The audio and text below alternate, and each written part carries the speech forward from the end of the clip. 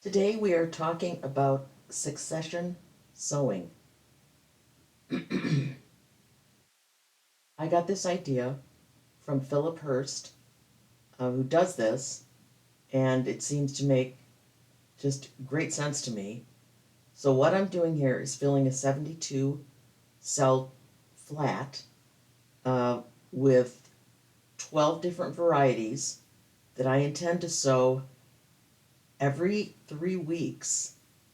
Maybe not the exact same varieties, but within the same families, so that I get a succession of green onions, I get a succession of cabbage, I get a succession of lettuce, all the things that I want to enjoy throughout the summer.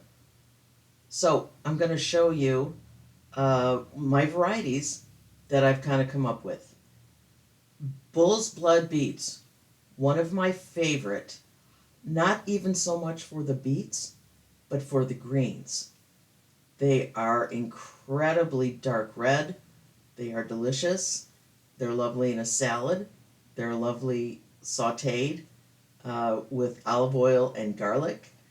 Uh, and depending on how you pull the leaves from the beets, you can also get a beet, which, if you can get two for one out of one variety, I think that's the way to go.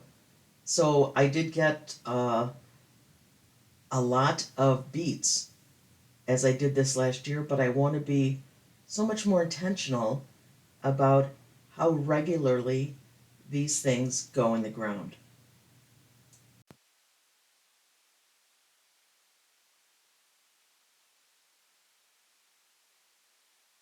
We're sowing 3 seeds per cell, and that is really because I'd like to make sure I get at least one, but also if I get three, I'll just plant them as a cluster.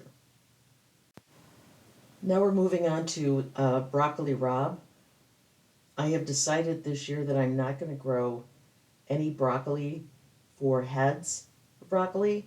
I'm going to go all with more sprouting broccolis. The reason being, I think we cut it up anyway when we prepare it. So why not go with those that sprout and resprout and give you a little longer um, season?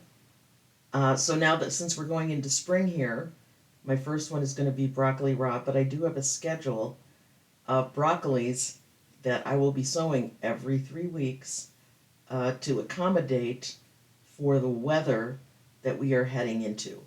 Because as you know, any kind of uh, broccoli, sometimes if it starts off too cold, then it gets too warm, it immediately goes to seed. So I'm going to play with this a little bit. Johnny Seeds has a phenomenal growing guide for broccolis and bringing in different varieties. So while I'm doing this succession sowing, I'm also going to be following some of their advice for what does well in my climate.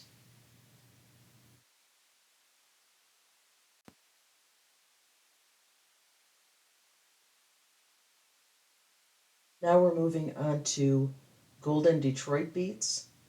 Now these I do grow for beets.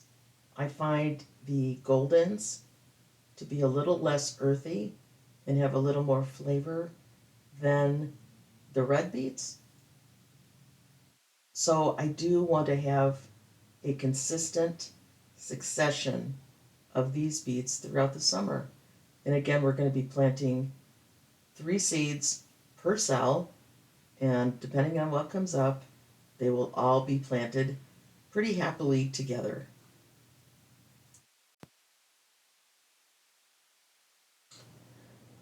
Now we move on to our Paris Cos lettuce, which is a romaine and should do very well here in the spring. Lovely, crunchy romaine lettuce.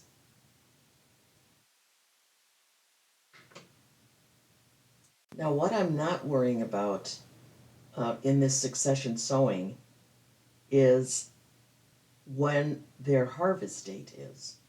because these will all stagger naturally within their own family of when one can be harvested and the next one can. So they will almost naturally start a 3 week harvest once the first one becomes mature. So I'm very excited to see that kind of succession going on in my garden. This is a red Wizard Pak Choi. I love Asian vegetables. Particularly love uh, the red ones because I feel like they have more anthocyanins in them. But the flavor on this pak choi is lovely, and it does really thrive here in the spring. Next up is one of my favorites, Mikado baby turnips. I think these are lovely sauteed. These are lovely raw in a salad.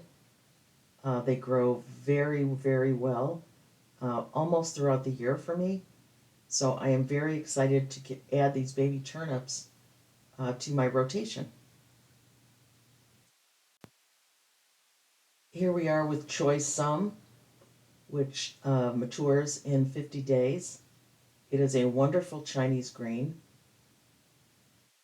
The stems and the flowering tops are mild and delicious, and depending on the age of the stem, it can be eaten raw.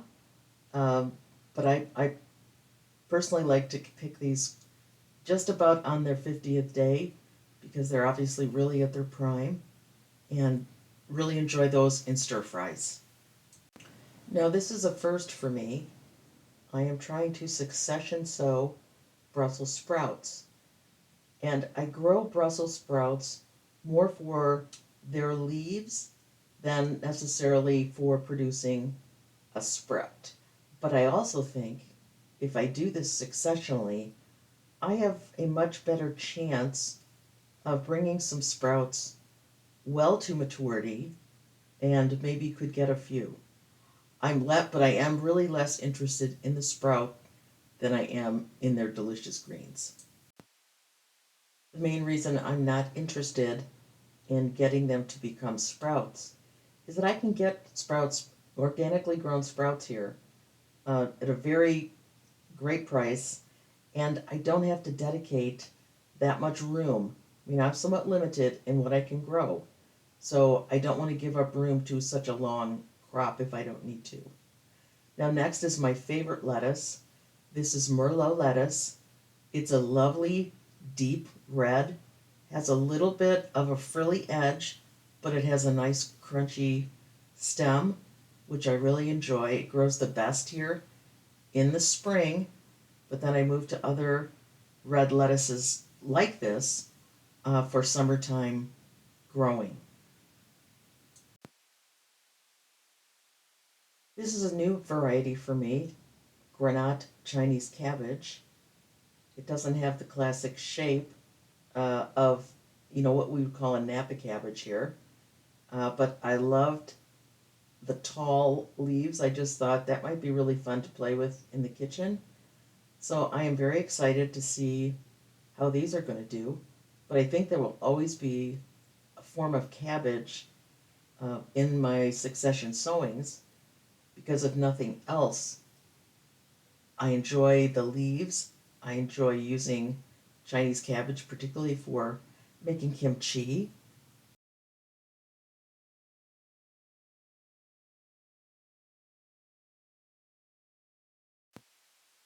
Moving on to spinach. I really love this Oriental giant spinach. The problem I have with growing spinach in my climate is that we go from winter to a really short spring to a really fast summer. So I've not always had great success with cool weather spinach. I've done better with New Zealand spinach that grows in the summer. But I'd like to try to get this out as early as absolutely possible so that I can actually bring this spinach to a nice full crop. And last but not least, spring onions. I want to make sure that I am at least getting 6 bunches of spring onions in for every 3 weeks. So I'm starting now with Ramrod bunching onions, which will really hold well in the garden, even if I don't harvest them exactly when it's time. They will hang on and do beautifully in the garden.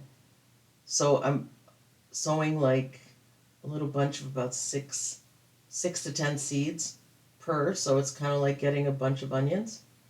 And I'm looking forward to having this fresh and available to me throughout the summer.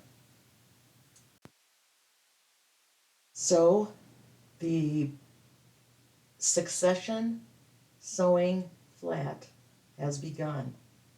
So regardless of where these are in 3 weeks, I will be sowing another flat that contains at least similar, at least from the same family, because I know I want lettuce all summer.